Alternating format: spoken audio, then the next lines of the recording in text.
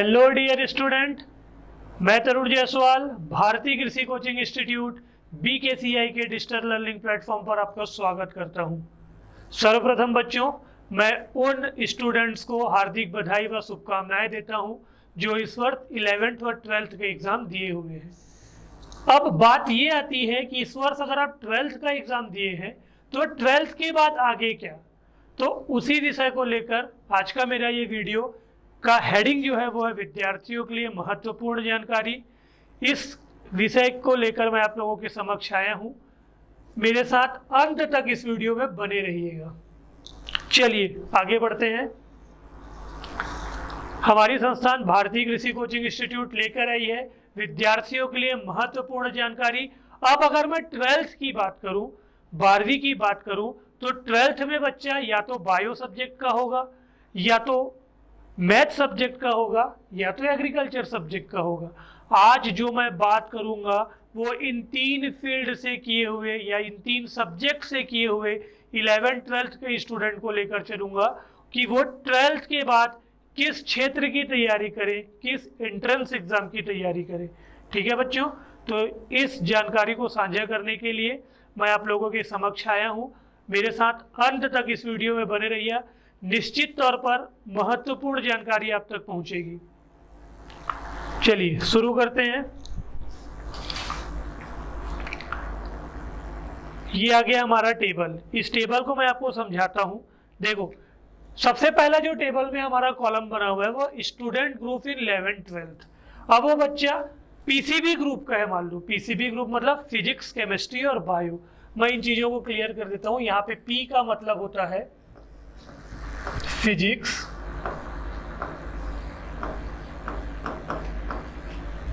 सी का मतलब होता है केमिस्ट्री और बी का मतलब होता है बायो।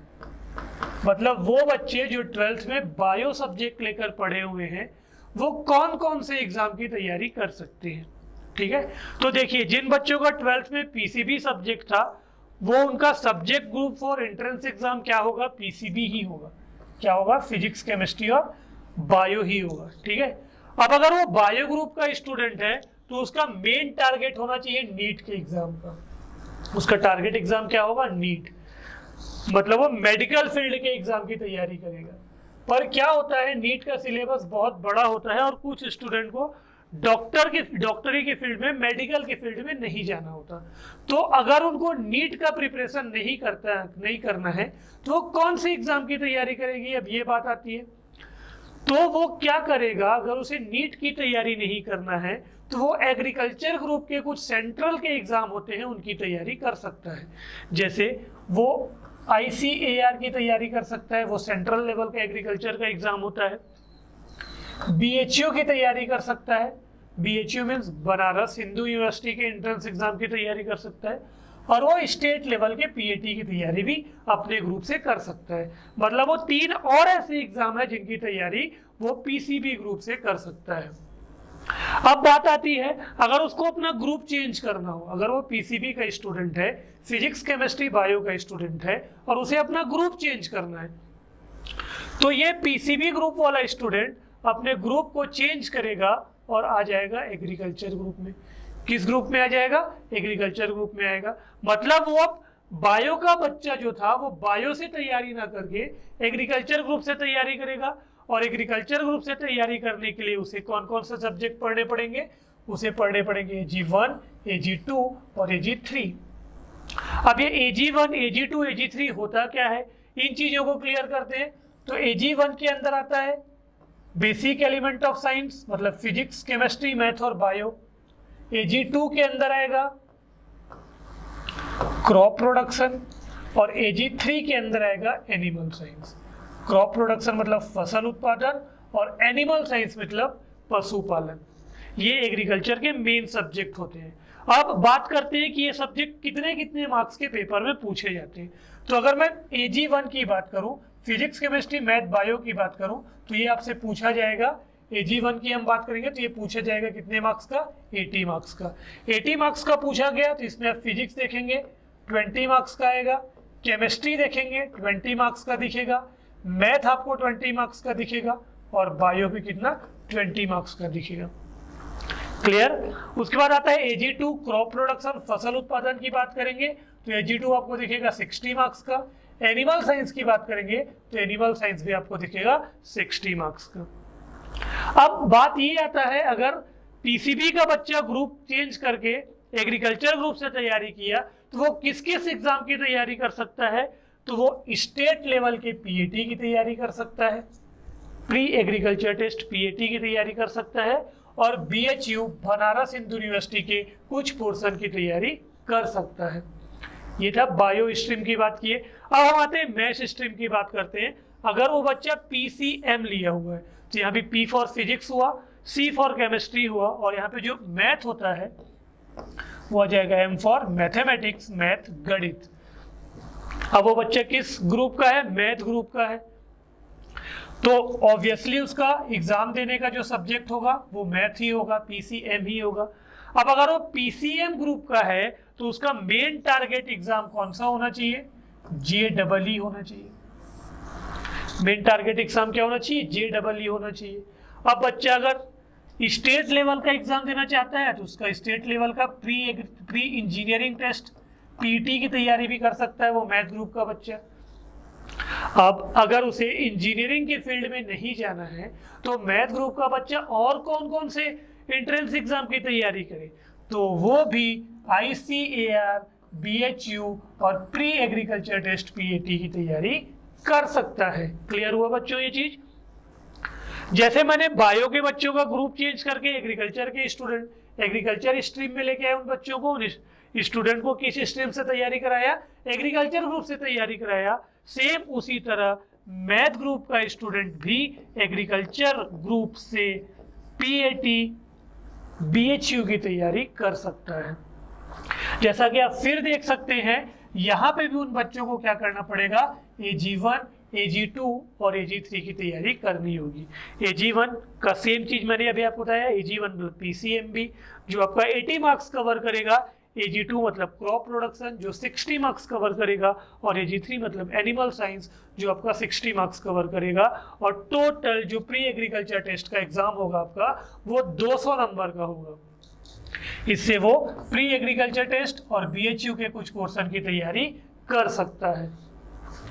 अब बात आती है एग्रीकल्चर ग्रुप की। अगर हम सेपरेट एग्रीकल्चर ग्रुप के बच्चों की बात करें, एग्रीकल्चर ग्रुप के स्टूडेंट की बात करें, तो ये अपना सब्जेक्ट चेंज नहीं कर सकते, ये मैथ ग्रुप या बायो ग्रुप में नहीं जा सकते। ठीक है, अभी एग्रीकल्चर के स्टूडेंट स्टेट लेवल की तैयारी करेंगे, AG1, AG2, AG3 इनका सिलेबस होगा। ये किसकी तैयारी करेंगे, स्टेट लेवल के PAT और BHU के कुछ पोर्शन की तैयारी करेंगे। ठीक है, एक ऐसा एग्जाम देंगे, स्टेट लेवल का एग्जाम देंगे, जिसमें क्या क्या आ जाएगा,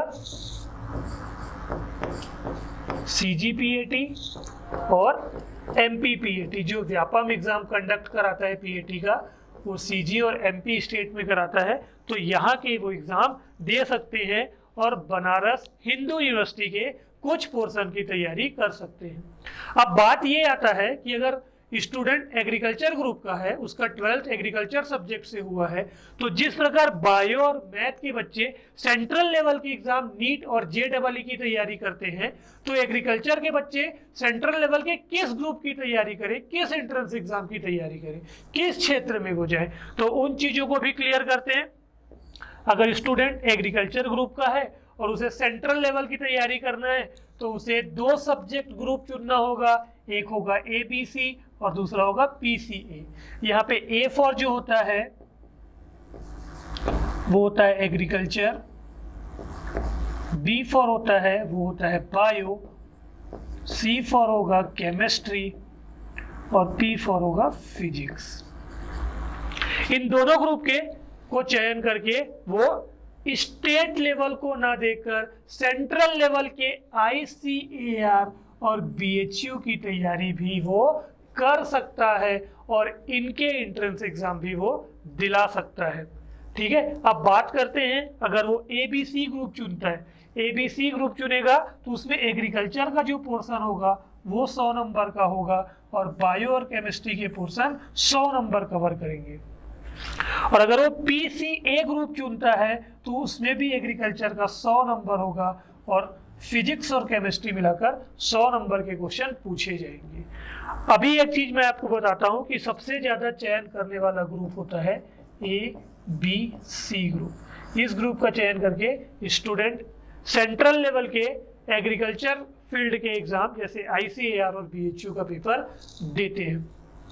तो मैं उम्मीद करता हूं बच्चों इस टेबल से आपको 12th के बाद आने वाले कंफ्यूजन का हल मिला होगा और निश्चित तौर पर ये सब चीजों से आपको क्लियर हो गए होंगे कि अगर आप मैथ ग्रुप के हो, बायो ग्रुप के हो और एग्रीकल्चर ग्रुप के हो, अगर आपको कृषि के क्षेत्र में जाना है, एग्रीकल्चर के क्षेत्र में जाना है, तो आप किन किन एंट्रेंस एग्जाम की तैयारी किस तरह से कर सकते हैं। क्लियर बच्चों?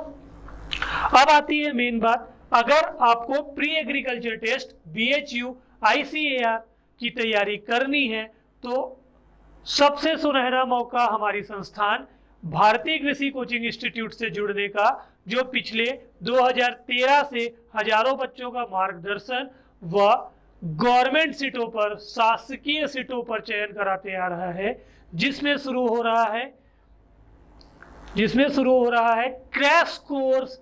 किसके लिए? Pre agriculture test, MPPAT, ICAR और BHU के सिलेबस को कवर करते हुए इन एंट्रेंस एग्जाम की तैयारी के लिए हमारी संस्थान शुरू कर रहा है क्रैश कोर्स। और आपको इस क्रैश कोर्स के विषय में अधिक जानकारी चाहिए तो हमारे इस स्क्रीन पर हमारी संस्थान का कॉन्टैक्ट नंबर आपको दिख रहा होगा, आप बिल्कुल हमारी संस्थान से संपर्क कर सकते हैं। बच्चों, अगर आपको एग्रीकल्चर के क्षेत्र में आगे बढ़ना है तो आप हमारी संस्थान से अवश्य जुड़िए।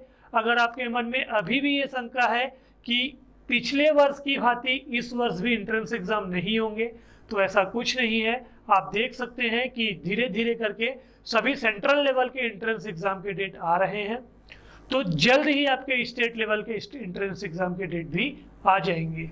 आई होप कि आप मेरा ये वीडियो लेक्चर आपके लिए मददगार होगा और आप बिल्कुल ही हमारी संस्थान भारतीय कृषि कोचिंग इंस्टीट्यूट से जुड़ेंगे।